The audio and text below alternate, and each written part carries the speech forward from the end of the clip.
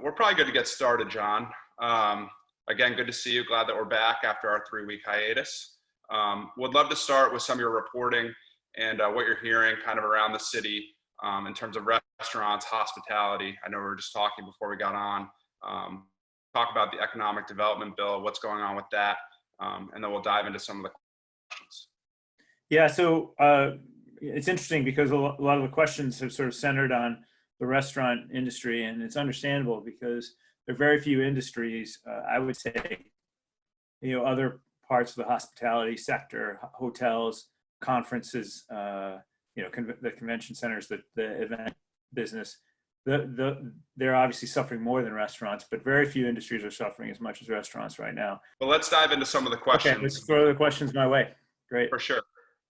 First question we have is about hospitality, the hospitality economy. Obviously, it's been kind of up and down with, COVID throughout the summer, the Cape and Martha's Vineyard and Nantucket. This question is about specifically the winter upcoming. How do you think the hospitality economy can survive this upcoming winter? Well, it's going to get pretty challenging for them. Outdoor dining has been crucial for restaurants. It's sort of been either delivery, takeout, or outdoor dining.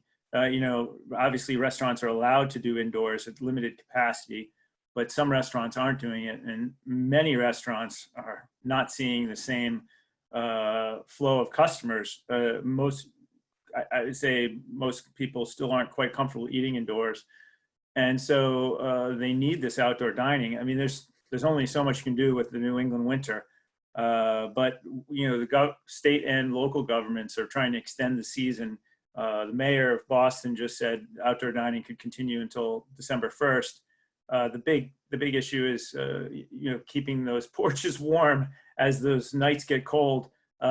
Heaters are in high demand. Those giant propane heaters are, if you're renting them, it's much more expensive than normal because of the demand. And the state has approved a fund. It's about $10 million now to make grants to help restaurants out. Most of it's sort of rejiggering parking lots, that sort of thing. But there is money available in that program to help with restaurants getting heaters and lighting so they could keep on going through December. But I think it's going to be a rough winter, both for restaurants and for the hotel industry, which is still barely, it's only a modest, you're seeing a modest fraction of its normal business. Interesting. John, I think your audio is a little better now. So do you mind summarizing maybe 60 seconds kind of what you were opening with? I think people missed most of it. So. Oh yeah. So what I was talking about before for folks that missed it, just that, the legislature recognizes that the restaurant industry is in trouble. I mean, the Mass Restaurant Association is estimating more than 1 out of 4 restaurants still have not reopened since COVID started. And I mean, that's a staggering amount. That's like more than 3,000 restaurants in the state have not reopened, and most of them will not reopen. So the key is, how do we keep the ones that have gone to the lengths of reopening? How do we keep them intact?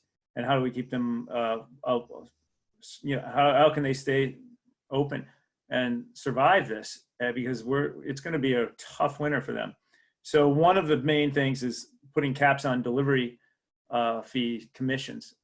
You've got the companies DoorDash, Uber Eats, and Grubhub that charge up to 30% out of the cost of a meal.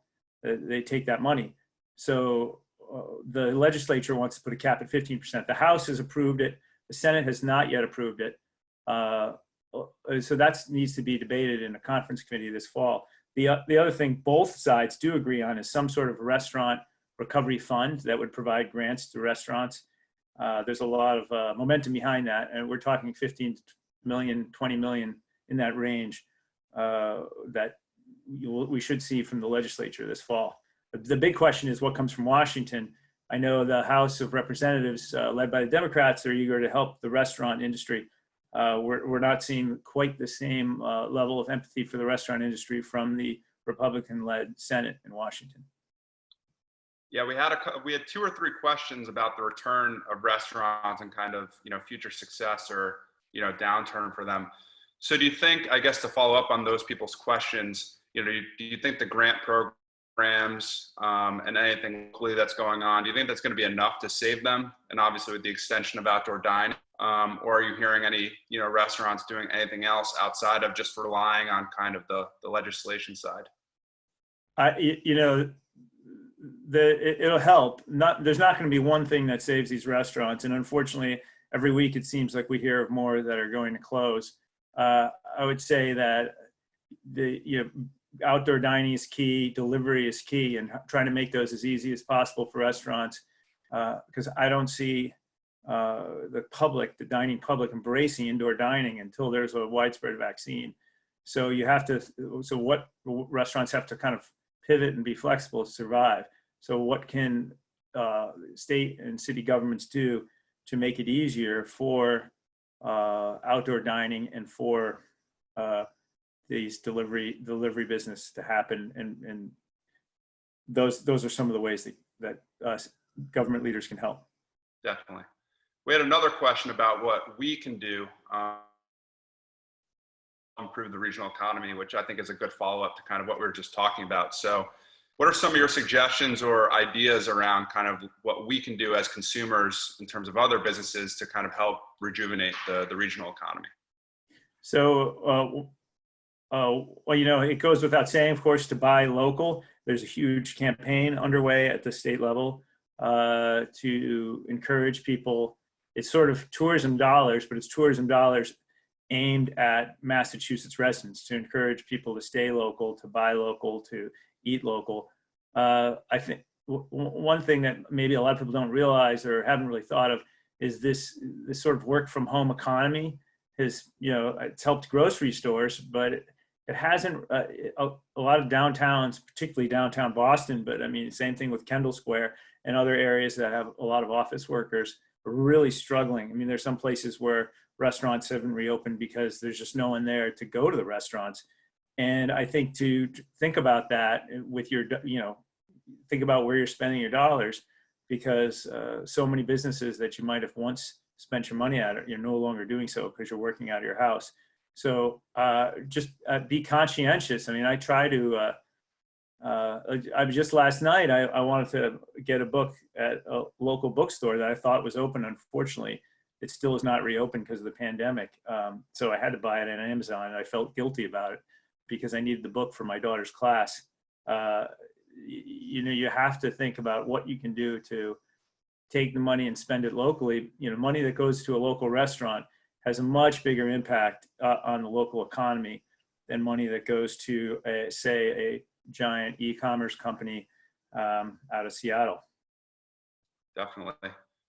Next question that we had, it's going to change the subject a little bit, but our next question is about networking and how people are kind of networking kind of in this new era amidst the pandemic. Anything you're hearing or any suggestions? This person was asking, they're from Rhode Island, so they were curious kind of what people are doing in Boston in terms of, continuing to establish new business relationships, even though we can't all be together in the same place. So any, I guess, yeah, I mean, it's a great question. I have to say, because I do a lot of networking myself, that I have not come across a viable substitute for in-person meetings in this regard. I mean, there's really, you can get on sort of chamber events and participate, but you're sort of one of many, like talking heads in a Zoom call, for example. It's much more challenging than if you go to an actual chamber breakfast and you can work the room. I have found, and this might be just me, but I found that I didn't really pay much attention to LinkedIn before the pandemic. Maybe I would check in once a month. Sometimes someone would send me a note via LinkedIn. But I found that my LinkedIn contacts are much more active now. And I think that's sort of filling that niche a bit. So I would recommend people get on LinkedIn and make contacts on LinkedIn, because while social media is a poor substitute in my mind for in-person meeting, it's at least one way to start building your network so when the day comes when we can start meeting people again, you'll have already built some sort of familiarity with them online. Definitely. I think those are great thoughts. We had a couple questions come in through the Q&A box. And if you weren't on earlier, feel free to submit your question through the Q&A button at the bottom of the screen. But one of the first questions that came in, have there been any uptick in infections attributed to businesses reopening? Do you know anything about kind of the stats around that? I've been following that a little bit. It's a good question. I mean, we've seen this in other parts of the country with bars and restaurants reopening. I think places where they're maybe not as strict about mask use as they are in Massachusetts. We haven't seen it yet here in Massachusetts. I think the only thing that you might attribute to is colleges coming back, which I guess they're businesses in a way. You know, we've seen some upticks related to colleges, you know, bringing kids back, some remote, some in person, but a lot of times the kids are you know, staying in a dorm together, or staying in a hotel together. You know, I just looked at some statistics. The news probably plays them up more than you would think based on the actual numbers. Very few, still a tiny percentage of overall college students that are back in Boston have caught COVID. But you know, if you see a cluster somewhere where 10 or 15 students are tested positive for COVID, that does raise some alarm. But you know, there's been a very measured approach to reopening restaurants. I mean, you can tell from last week, the governor is allowing bar areas to serve food. Now, bar you can't go up to the bar and order a drink and that's it. You have to have a meal there, and they technically has expanded the amount of people who can sit at a table at a restaurant beyond the limit of 6 that was there before. So that's an indication that they're not seeing a correlation between the reopening of restaurants, which happened back in June, and a spike in COVID yet. So that's a good sign. You know, as far as office use, most office employers that were going to come back after bring their employees back after Labor Day in the Boston area have sort of pushed things off to January at the earliest. I think a lot of that has to do with schools being sort of up in the air. Some are remote, some are hybrid, some are in person, and they want to be flexible for their employees. So we haven't seen this sort of mass emigration of office workers yet into, you know, onto public transit or into the downtown Boston and into those office towers, which, you know, theoretically might lead to a spike. But you know, I think it's going to be a while before we see that surge come back. You know, and I think it's not going to be. I think it'll be a slow roll, a slow, you know, a gradual increase in workers in downtown Boston, Kendall, and other office environments. Definitely. We'll keep our fingers crossed on that. Next question we had come in, again, changing the topic a little bit, but I think it would be good to spend a few minutes on this. Is about kind of tenants who can't pay rent, kind of what's going on with that in the real estate market. I think both commercially and in kind of the residential market as well. I know we've talked about it kind of the last few months, but I guess, you know, this person's asking about kind of the priority of, you know, I guess the government in terms of bailing out restaurants versus, you know, tenants who can't pay rent. So I guess touch on that in terms of, you know, kind of what you view in terms of priority in terms of the legislation, and then just talk about, you know, any general updates, because I know we've talked about it a good amount the last few months. You're hearing on the commercial and the residential side in terms of, you know, people with issues paying and things like that. Well, you know, one thing we have to keep an eye out for is the moratorium in Massachusetts, which is which covers a greater portion of the population than there is a federal moratorium on evictions as well. But the Massachusetts moratorium is sort of more ironclad and also affects small businesses. And that is scheduled to expire in the middle of October. The governor can extend it if he wants. He's indicated he's reluctant to. It is being challenged in the courts. There are mom and pop landlords that are struggling as well. And you know, I think that he's trying to strike the balance. There aren't a lot of state funds to help with tenants or new state funds, although there are some city funds. I know the city of Boston, for example, has distributed millions of dollars to low-income tenants to help pay the rent. I mean, this is a really big issue because anyone that's put off their rent due to the eviction moratoriums, they still owe that rent. It's just going to be a much bigger bill down the line. And so my advice to businesses and individuals that have done that is to work out a payment plan with the landlord, so they're not, that they have something that is reasonable. It can be paid out over time rather than having to pay one big amount. It's on the minds of every state, local, and federal politicians. But it's I can't say that it's a number one priority. And there's a lot of concern that when these evictions are over, that there's going to be a lot of people out on the streets. And so I honestly don't know how that'll play out without some sort of safety net. Definitely. Well, I guess we'll continue to keep our eye on that. And then, when we're scheduled to do this again, it sounds like it's going to be middle of October. So yeah, it might be around that time. We'll have an update then. Next question that came in is about any updates you've heard about public transportation.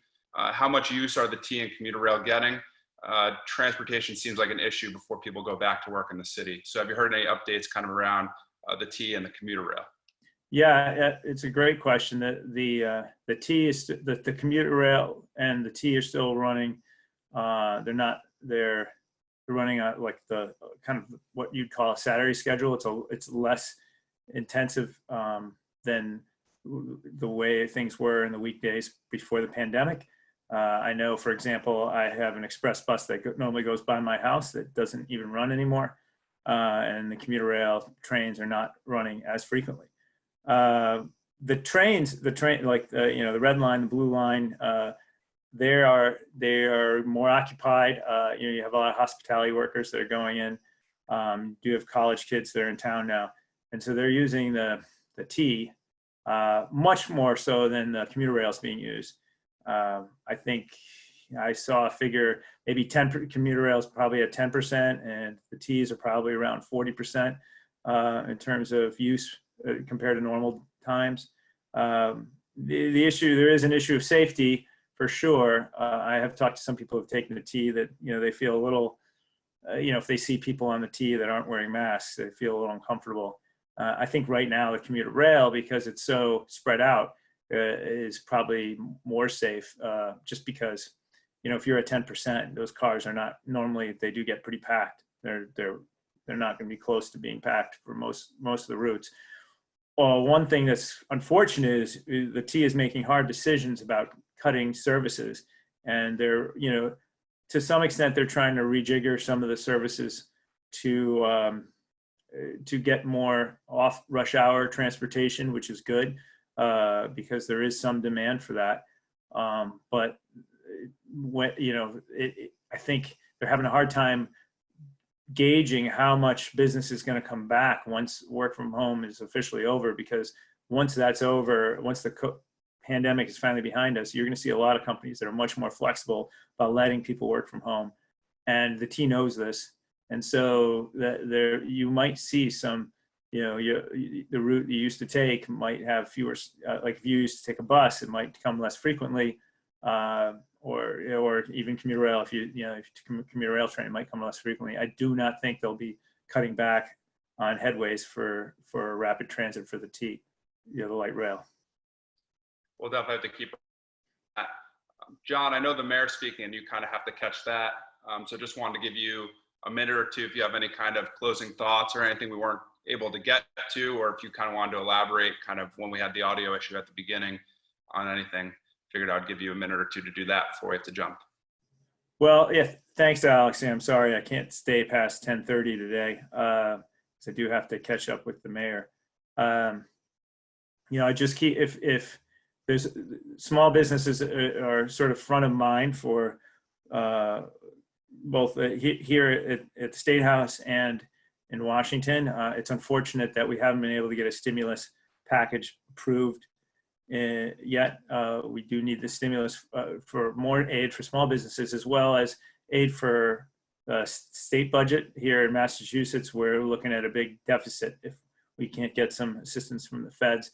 But I would say the two things that people want to keep an eye out is what does Congress eventually do with the stimulus bill? The House just put out a 2.2 trillion bill earlier this week. It's scaled back from their $3.5 trillion bill, but the Senate really is reluctant about spending much. I think the White House might be willing to concede maybe 1.5 trillion, so maybe they can get a deal done.